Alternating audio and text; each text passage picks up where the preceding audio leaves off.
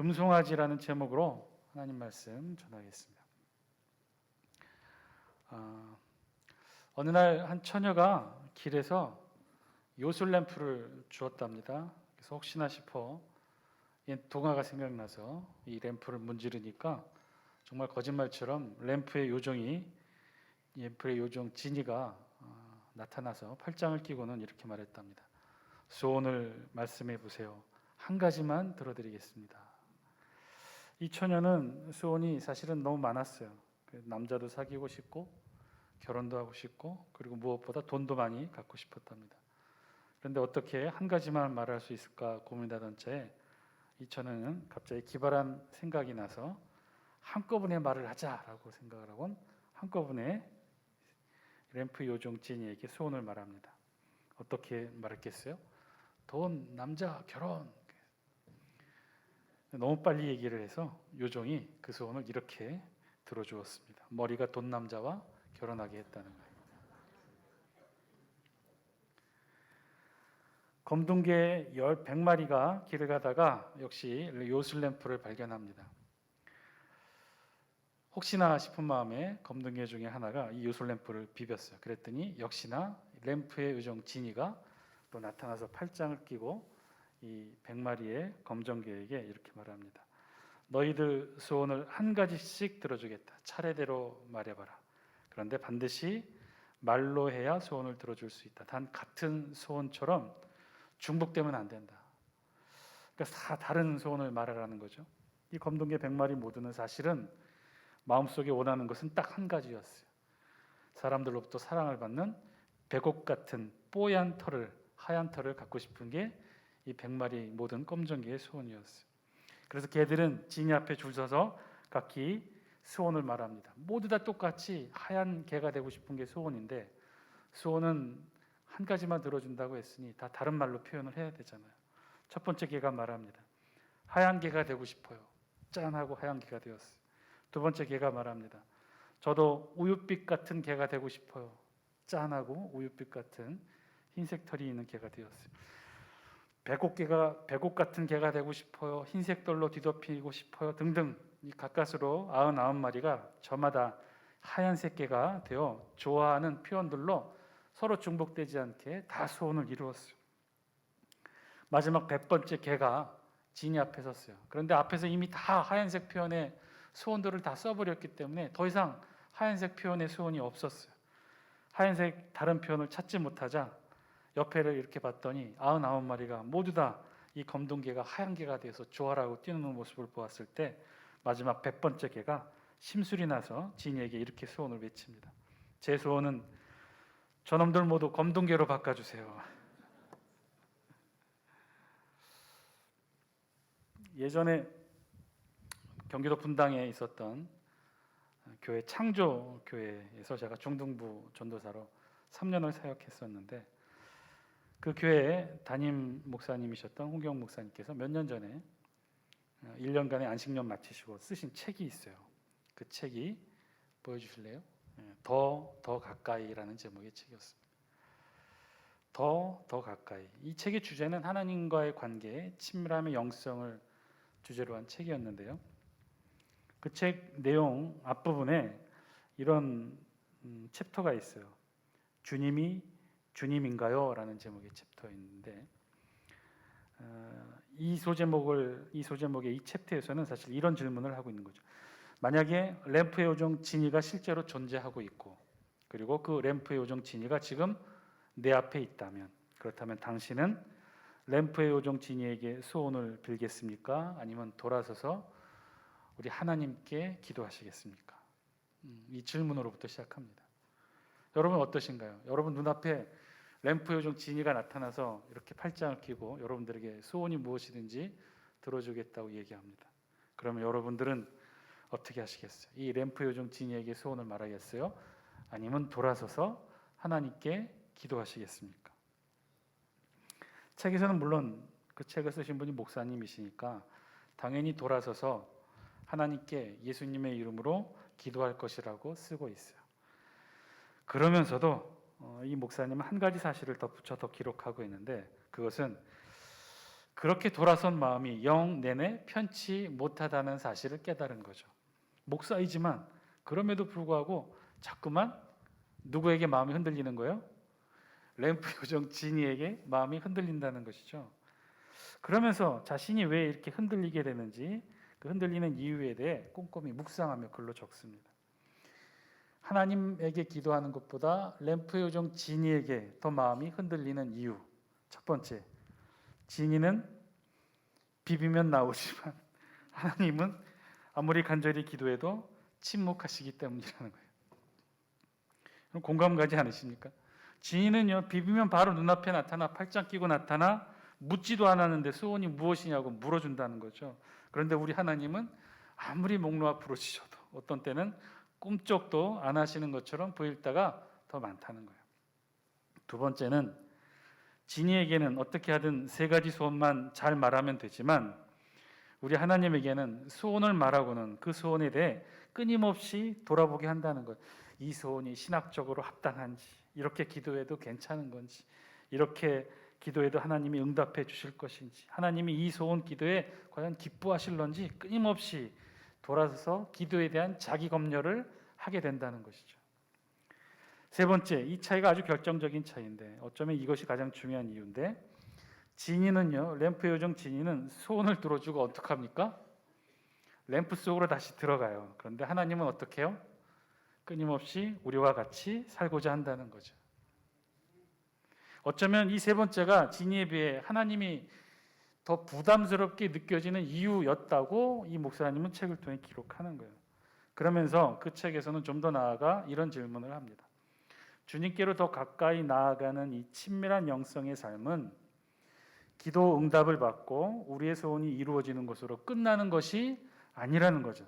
즉 이제부터가 진짜 시작이라는 거예요. 우리가 구원받고 예수 그리스도를 통해 하나님의 자녀 천국의 영생의 삶을 누리게 되는 이 구원의 약속을 받은 것으로 끝이 아니라 이제부터 시작하는 거죠.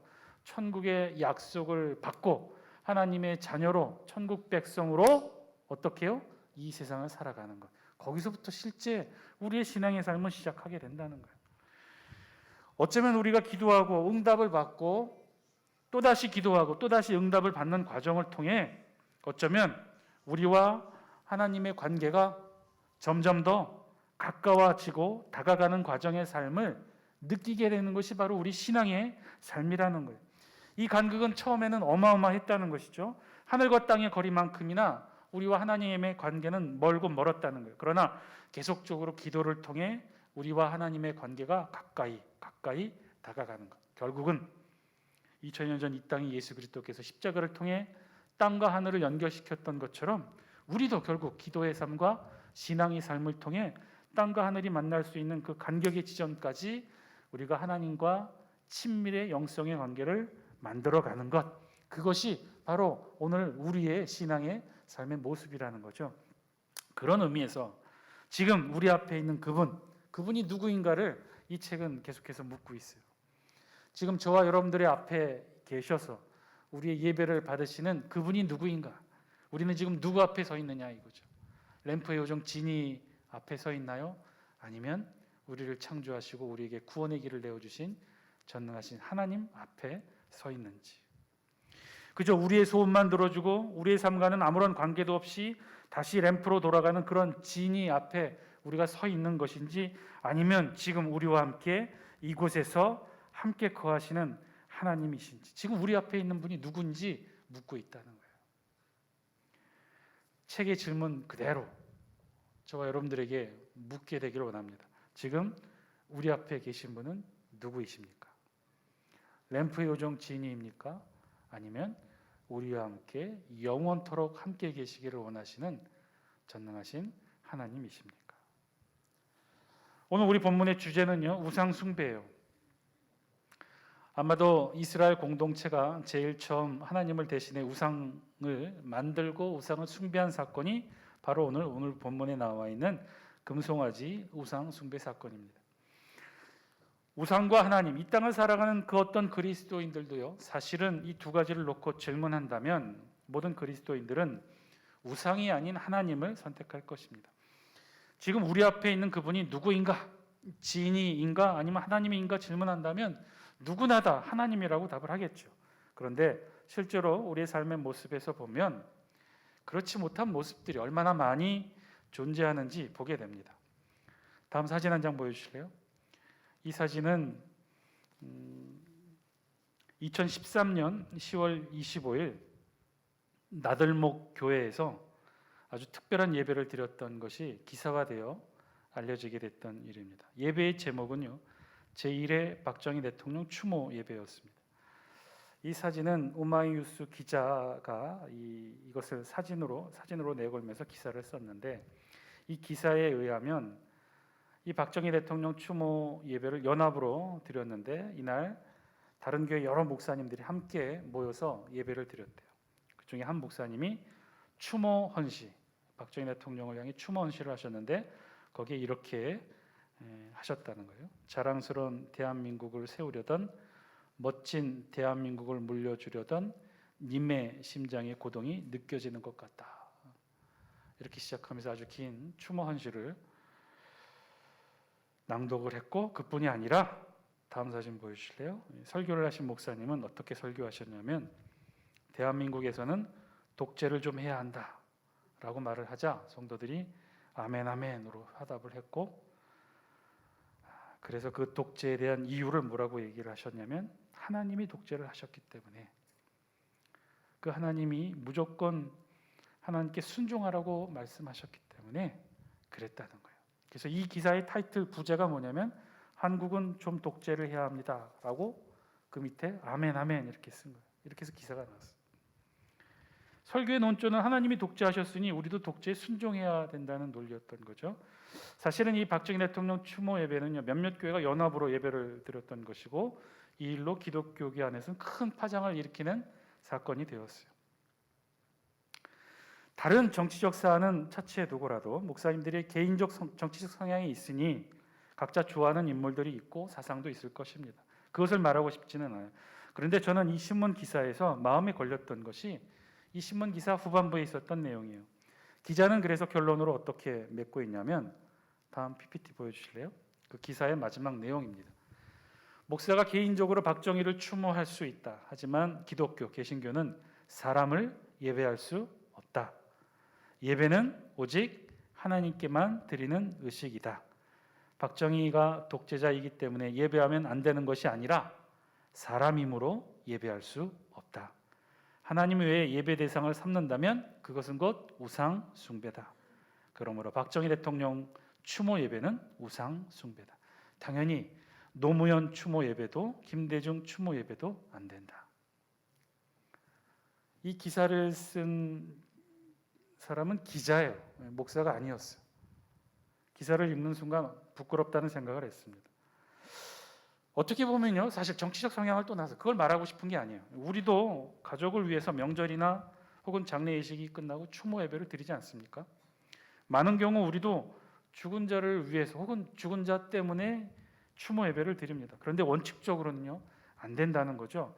왜냐하면 우리의 예배의 대상은 누구여야 한다는 거예요? 오직 살아계시는 하나님 한 분에게만 예배를 드려야 하기 때문에 안 된다는 거예요. 옳지 않다는 거예요.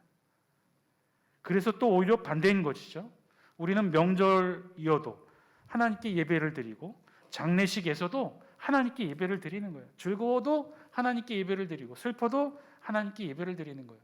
슬픔을 당한 자를 위해 예배를 드리는 것이 아니라, 죽은 자를 위해 예배 드리는 것이 아니라, 우리의 예배는 그 어떤 상황과 어떤 순간에서도 단 한 분에게만 예배를 드린다는 거예요. 오직 살아계시는 하나님 한 분께만 예배 드리는 것, 그것이 우리의 신앙의 핵심이고 중심이라는 것이죠.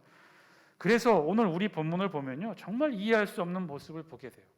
이스라엘 백성들이 어떻게 했다는 거예요? 금송아지 우상을 만들어서 경배했다는 거예요. 숭배했다는 거예요. 우리 다 함께 4절 말씀 영상을 통해 같이 한번 읽겠습니다. 4절입니다. 시작.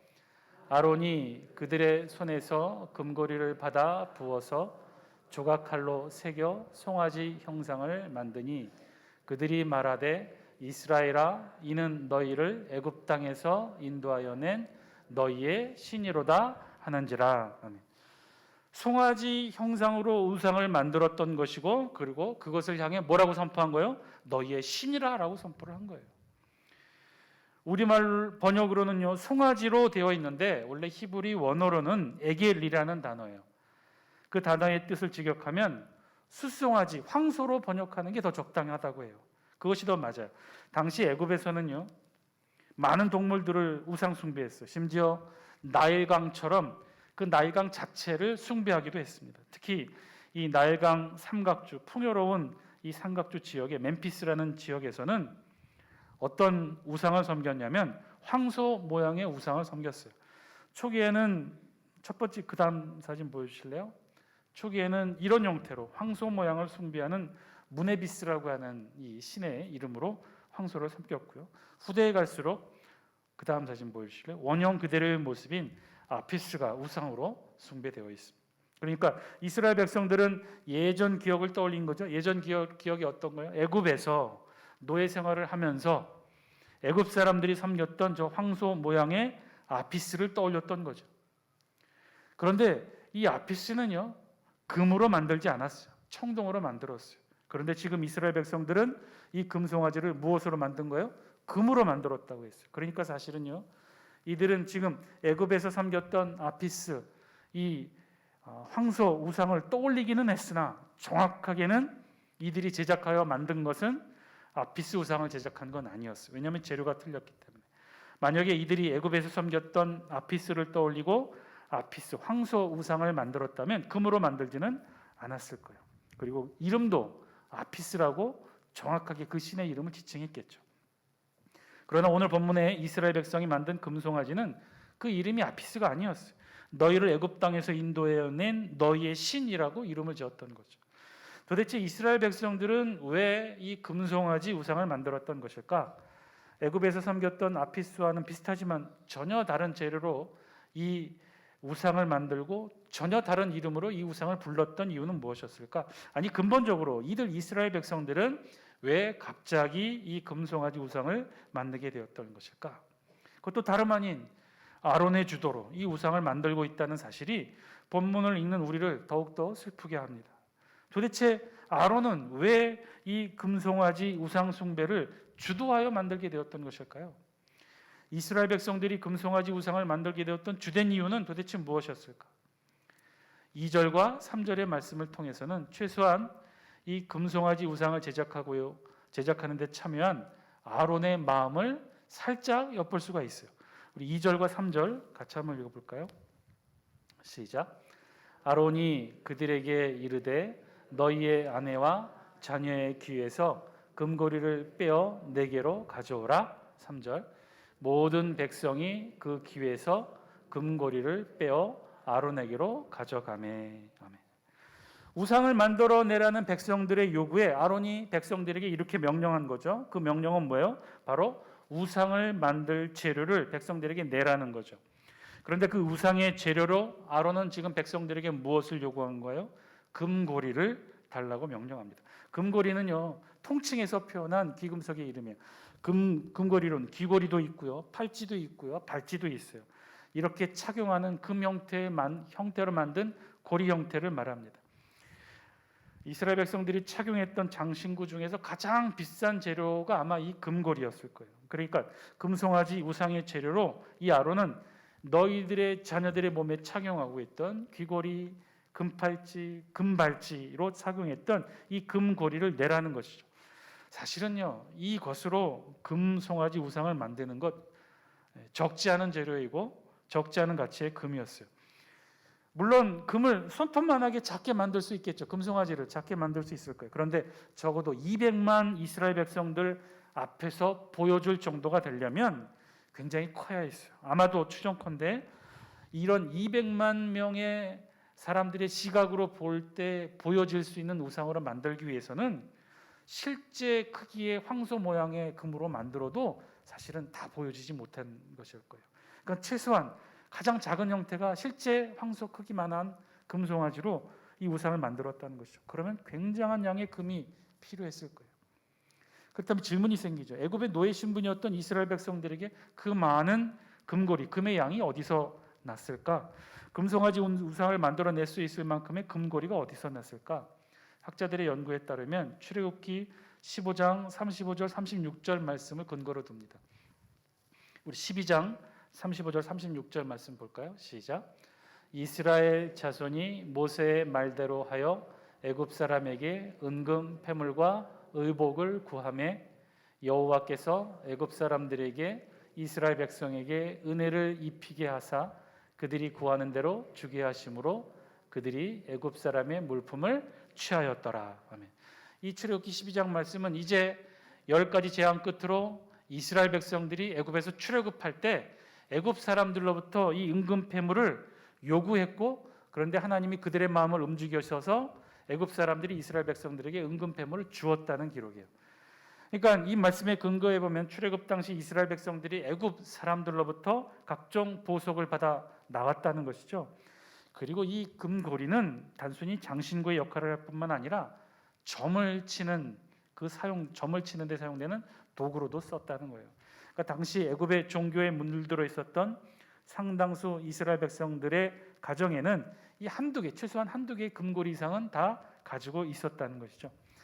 그런데 사실 오늘 우리 본문 2절과 3절에서 이 관심을 끄는 것은 또 다른 중요한 단어가 하나 있어요. 그 많은 양의 금고리를 어디서 가져왔느냐에 대한 질문보다 2절과 3절에서 우리의 관심을 끄는 중요한 단어 한 단어가 있는데, 그 단어는 2절과 3절에 반복해서 표현하고 있는 단어가 있다는 거예요. 그 단어가 뭐예요? 한번 여러분 성경을 통해 다시 한번 볼까요? 2절과 3절 영상을 통해 다시 한번 보여주시면, 아론이 그들에게 이르되 너희의 아내와 자녀의 귀에서 금고리를 빼어 내게로 가져오라.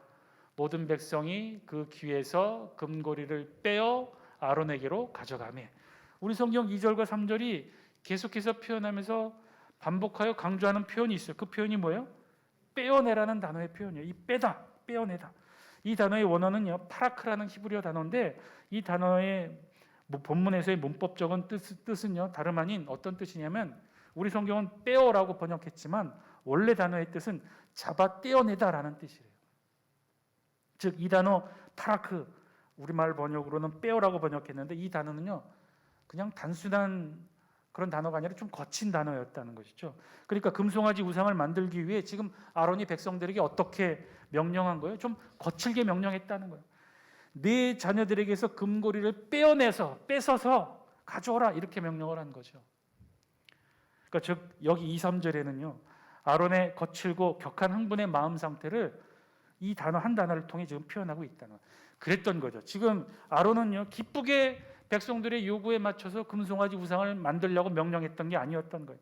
아론도 사실은 이 백성들의 요구가 마땅치가 않았던 거죠. 옳지 않다고 여겼던 거예요. 그래서 그런 자신의 불편한 감정을 섞어서 이런 명령을 내렸던 거죠. 그러면 도대체 무엇 때문에 아론과 이스라엘 백성들은 이 금송아지 우상을 만들려고 했던 것일까? 아론도 옳지 않다고 여겼고 원치 않는 마음을 표현하고 있었던 것인데, 그런데 결국에는 그런 우상을 만들게 되었어요. 왜 그랬던 것일까? 그 내용은요 고스란히 우리 성경 1절 말씀에 다 담겨 있어요. 우리 다 함께 1절 말씀 영상을 통해 함께 읽습니다. 시작. 백성이 모세가 산에서 내려오미 더딤을 보고 모여 백성이 아론에게 이르러 말하되 일어나라, 우리를 위하여 우리를 인도할 신을 만들라. 이 모세 곧 우리를 애굽 땅에서 인도하여 낸 사람은 어찌 되었는지 알지 못함이니라. 아멘. 이스라엘 백성들이 도대체, 아론도 그렇고 이스라엘 백성이 도대체 왜 금송아지 우상을 만들려고 했던 것일까? 그 이유를요 우리 성경 1절 앞부분은 이렇게 얘기해요. 뭐라고요? 모세가 산에서 내려오미 더딤을 보고. 더딤을 보고, 이 더디다라고 히브리어로 얘기했는데, 히브리어 이 뽀시라는 이 단어 더디라는 뜻은요 사실 그 뜻 안에는 부끄럽다, 수치를 당하다 그런 의미가 있어요. 그러니까 어떤 일이 실패해서 당황하거나 부끄러움을 당하게 될 때 이 단어를 썼다는 거예요. 이 단어가 문법적으로 쓰여서 우리 단어 본문에서는 연기되다, 더디다라는 뜻으로 우리말 번역이 되어 있으나, 그럼에도 불구하고 이 원래 단어의 뜻은, 본래 이 단어에는 부끄러움, 수치 뭐 이런 것들이 담겨 있다는 거예요. 그랬다는 거죠. 지금 모세가 더디 내려왔다는 거예요. 모세가 지금 어디로 올라갔습니까? 우리가 쭉 지금 32장 우리가 1절부터 6절에 있는 말씀을 보는데 그 전까지 31장까지 말씀은 12장부터 이후 31장까지 말씀이 어떤 내용이에요? 하나님이 이스라엘 백성들을 출애굽시키셨어요. 그런데 바로 가나안 땅으로 가지 않고 시내산으로 인도했다고 그랬죠. 시내산에서 하나님이 이스라엘 200만 백성들에게 나타나 자신의 모습을 보여주시고는 어떻게 했어요? 이스라엘 백성들에게 무엇을 주셨다고 그랬어요? 600여 가지가 넘는 하나님의 말씀을 주셨다고 그랬죠. 정확하게 출애굽한 이후 13장부터 31장에 걸쳐서 하나님은 이스라엘 백성들에게 다 600여 가지가 넘는 율법의 말씀들을 다 하셨어요. 어떻게 하면 하나님 앞에 제사하는지, 하나님의 백성 공동체가 어떻게 서로의 관계를 유지하며 공동체 생활을 할 수 있는지, 나중에는 이들이 어디서 제사하고 어디서 하나님을 예배하는지 성막에 대해서, 제사장의 복식에 대해서 처음부터 끝까지 다 말씀을 해주셨어요. 그런데 이 말씀이 지금까지는 하나님이 모세에게 하신 말씀이에요. 그 내용은 모세가 이스라엘 백성들을 향해 하나님이 하시는 이 600여 가지 율법의 말씀을 받으러 산 정상으로 올라갔던 거죠. 그러니 13장부터 31장까지는 지금 모세가 산 정상에서 하나님에게 율법의 말씀을 들었던 내용을 기록한 거죠. 그러니까 이 600여 가지가 넘는 말씀을 시내산 정상에서 모세가 듣고 있었어요. 그 시간이 얼마나 걸렸느냐? 무려 40일이 걸렸다는 사실. 지금 모세는요, 산 정상에 올라가서 하나님 앞에 이 말씀을 들었다는. 그도 그럴 것이 600여 가지가 넘는 말씀을 당시에 녹음기가 있는 것도 아니고 USB에 저장할 수 있는 것도 아니고 일일이 다 받아 적어야 했으니 굉장히 시간이 걸렸겠죠. 어떤 면에서는 40일이라는 시간도 짧았을 거예요. 이 600여 가지가 넘는 말씀을 다 받아 적으려니 시간이 적지 않이 걸렸을 거예요. 그래서 40일이 소요됐다는 거예요. 그런데 산 아래에 있었던 이스라엘 백성들은 모세가 산에 오른 지 40여일이 가까워지도록 내려오지 않게 되자 백성들이 어떻게 됐다는 거예요? 불안해지기 시작했다는 거예요. 모세가 없는 40일을 보내면서 백성들은 불안해하고 낙담하기 시작한 거예요. 그래서 그들은 하나둘 아론에게 몰려가 해결을 요구해요. 백성이 아론에게 이르러 말하되 어떻게 했어요? 일어나 우리를 위하여 우리를 인도할 신을 만들라. 일어나서 우리를 위하여 우리를 인도할 신을 만들라고 요청을 합니다. 도대체 이스라엘 백성들은 왜 그랬을까? 왜 아론에게 이렇게 요구했을까? 혹시 이들이 하나님보다 모세를 더 신뢰했기 때문에 그랬던 것일까? 아니면 하나님만큼 모세를 더 믿었던 것일까요? 모세가 없다고 40일 자리를 비웠다고 이스라엘 백성들이 왜 아론에게 이렇게 요청했을까요? 그렇지 않아요. 이들은 지금 하나님보다 모세를 더 신뢰하거나 하나님만큼 모세를 더 믿었던 것이 아니에요. 만약에 그렇다면 지금 이들이 아론을 찾아와 무엇을 요구했겠어요? 제2의 모세의 역할을 할 눈에 보이는 지도자를 선출해달라 요구했겠죠. 그러나 이스라엘 백성들의 요구는 그렇지 않았어요. 또 다른 제2의 모세를 요구한 것이 아니라 지금 뭘 요구한 거예요? 우리의 눈앞에 보여지는 신을 요구한 거예요. 왜 이렇게 요구를 했느냐? 우리를 인도할 신을 만들라라는 이 단어에서 인도하다라고 하는 우리말 번역에 인도하다라고 하는 히브리 원어 할라크는요. 그 인도가 어떤 뜻이냐면 이 히브리어 단어의 뜻으로는 앞에서 걷다라는 뜻이에요. 그러니까 구약 성경에서 말씀하시는 인도라는 단어는 바로 우리 앞에서 걸어가는 것이죠. 마치 이스라엘 백성들이 출애굽하고 광야를 걸을 때 어떻게 했어요? 누가 인도를 한 거예요? 그 앞길을 누가 인도해 주셨어요? 하나님이 이스라엘 백성들 앞에서 이렇게 수신호로 이리 오라고 인도하셨어요? 하나님이 이스라엘 백성들을 인도하신 인도의 방식이 뭐예요? 구름 기둥, 불 기둥. 200만 백성이 끝에서조차, 저 행렬의 끝에서조차 보면 볼 수 있는 커다란 구름 기둥과 불 기둥으로 하나님은 이스라엘 백성들을 인도해 주셨어요. 하나님의 임재의 사인이 그래서 이스라엘 백성들에게는 구름 기둥과 불 기둥이에요.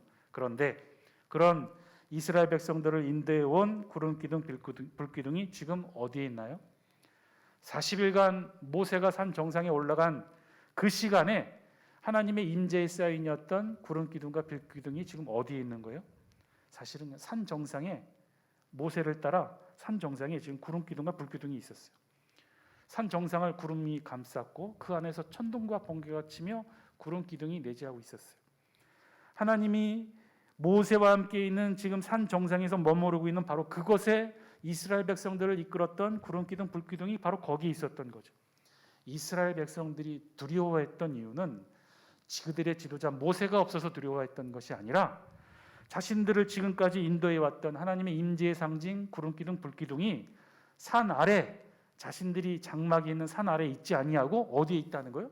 지금 산 정상에 올라가 있다는 거예요. 정상에만 머물러 있게 된다는 거예요. 산 아래에 있는 이스라엘 백성들은 그래서 불안하고 두려워했던 거예요.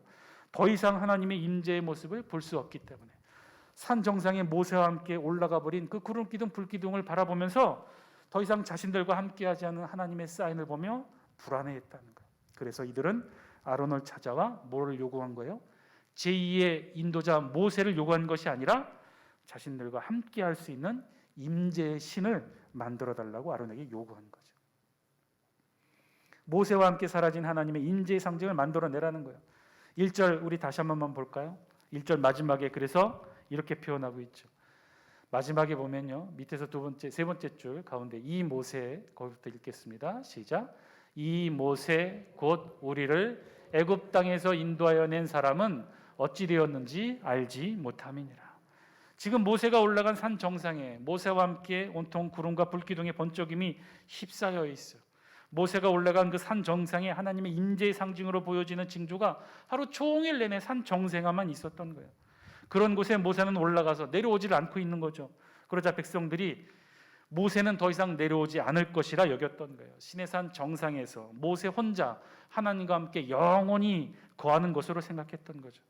그렇게 모세가 내려오지 않으면 하나님의 임재의 상징도 구름기둥 불기둥도 내려오지 않을 것이라고 그들은 그렇게 여겼던 거예요. 그래서 그들은 원망과 두려움 그리고 부끄러움, 하나님의 임재의 상징, 더 이상 하나님을 볼 수 없다는 부끄러움을 무엇으로 대신하려고 했냐면 또 다른 우상으로 대신하려고 했던 거예요. 그래서 금송아지를 만들어내려고 아론에게 요구합니다. 사랑하는 장수기 성도 여러분, 오늘 말씀을 통해 말씀에 비춰진 우리의 모습도 저와 여러분 볼 수 있게 되기를 바랍니다. 이스라엘 백성들은요, 결국 보이지 않음에 대한 두려움을 이겨내지 못했던 거예요. 하나님의 임재의 상징, 두려움의 상징, 하나님이 함께 인도해 주셨던 그 사인들, 구름기둥, 불기둥을 모세와 함께 더 이상 볼 수 없게 되자 불안하게 되었다는 거예요. 느껴지지 않게 되자, 볼 수 없게 되자 불안했다는 거예요. 그래서 두려워했다는 거예요. 볼 수 있고 느낄 수 있고 만질 수 있는 것으로 마음이 점점 빼앗기게 됐다는 거예요. 그래서 만들어낸 게 뭐예요? 금송아지 우상이라는 거예요. 인간의 원초적인 우상 숭배의 마음이 바로 여기에서부터 시작합니다. 보이지 않음에 대한 두려움, 느끼지 못하는 것에 대한 두려움. 우리도 그렇지 않습니까? 우리도 항상 우리의 앞길을 인도하시는 하나님의 구름기둥, 불기둥을 우리도 항상 볼 수 있는 것은 아니죠. 우리도 때로는 그 어떤 하나님의 인도하심을 경험하지 못하는 순간들이 있어요. 앞길이 꽉 막힌 것 같은 그런 답답함을 느낄 때가 있죠. 두렵고 암담함을 느낄 때가 있습니다. 그 어디를 돌아보아도 지금까지 인도해 오신 그 하나님의 손길을 보거나 경험할 수 없는 그런 답답함을 느낄 때가 있어요. 사면이 꽉 막히고 아무것도 볼 수 없을 때, 그때 우리에게 두려움은 찾아옵니다. 그 두려움이 우리를 때로는 또 다른 곳으로 몰고 가는 유혹이 생긴다는 거예요. 어떤 유혹? 볼 수 있는 그 무엇으로, 붙잡을 수 있는 그 무엇으로 우리의 마음을 조금씩 빼앗아 간다는 거죠. 사랑하는 장수계 성도 여러분, 우리 마음에서 하나님을 가리는 우상 숭배는 바로 그렇게 시작한다는 거예요. 볼 수 없을 때, 하나님을 느낄 수 없을 때, 예전처럼 우리 눈앞에서 선명하던 구름기둥, 불기둥이 더 이상 보이지 않을 때, 눈에 보이는 사람을 붙들게 되고, 눈에 보이는 물질을 의지하게 되고, 눈에 보이는 또 다른 하나님 이외의 다른 것들을 찾게 된다는 거예요. 그러면 바로 그 순간부터 우리 마음에 하나님 대신에 우상을 붙들게 된다는 것입니다. 사랑하는 장수계 성도 여러분, 오히려 보이지 않을 때, 느끼지 않을 때 더욱더 하나님을 신뢰하실 수 있는 저와 여러분 되시기를 주의 이름으로 간절히 축원드립니다. 여러분, 오늘 모세를 볼 수 없었던 40일 동안 이스라엘 백성들이 모세와 함께 구름기둥 불기둥을 보지 못했던 바로 그 40일 동안 어떤 일이 일어났나요? 어떤 일이 있었습니까? 백성들이 하나님의 임재를 볼 수 없다고, 더 이상 하나님의 임재를 느낄 수 없다고 여겼던 그 40일 동안 어떤 일이 있었어요? 하나님이 무엇을 하고 계셨던 거죠? 하나님이 이스라엘 백성들에게 주시기 위해 모세에게 600여 가지가 넘는 하나님의 말씀을 전하고 계셨던 거 아닙니까? 하나님은 이스라엘 백성들을 위해 하나님의 말씀을 준비하고 계셨던 거예요. 노예에 불과한 이스라엘 백성들이 평생을 붙들고 살아갈 하나님의 말씀을 하나님은 그 시간 준비하고 계셨던 거죠. 사랑하는 장수교 성도 여러분, 우리가 볼 수 없다고 느껴질 때, 우리가 느낄 수 없다고 느껴졌을 때, 우리가 더 이상 하나님을 볼 수 없다고, 하나님을 느낄 수 없다고 답답해 여기는 바로 그 순간 하나님은 저와 여러분들을 위해 일하시는 줄 믿습니다. 하나님은 바로 그 순간 저와 여러분들을 위해 역사하시고 사역하시는 줄 믿습니다. 내가 볼 수 없고 내가 느낄 수 없다고 느껴지는 바로 그 시간들, 우리에게는 그 많은 시간들, 터널과 같은 답답하고 어둡고 두려움이 우리를 엄습하고, 때로는 그 두려움이 우리 자신을 부끄럽게 여겨지는 바로 그 순간들, 그 시간들이 오히려 하나님이 역사하는 시간이고 하나님이 우리를 위해 일하시는 시간이라는 거예요. 그리고 어쩌면 우리에게는 그 시간이 모세와 함께 하나님의 임재의 현상을 더 이상 볼 수 없는 그 40일이 우리에게는 어쩌면 더욱더 꼭 필요한 시간들이라는 거예요. 왜냐하면 하나님은 저와 여러분들을 사랑하시니까. 우리 눈에 보이지 않을 때 하나님이 오히려 더 우리를 위해 역사하시고 일하시고 움직이시고 우리를 이끄시는 줄 믿습니다. 그 하나님을 끝까지 신뢰하시길 바랍니다. 그 하나님을 신뢰하지 못할 때 금송아지 우상 숭배로 빠지게 되는 거예요. 하나님을 가리는 또 다른 무언가를 찾게 된다는 거예요. 우리의 마음이 하나님으로부터 점점 멀어짐의 시작이 바로 그 순간부터 시작된다는 거예요.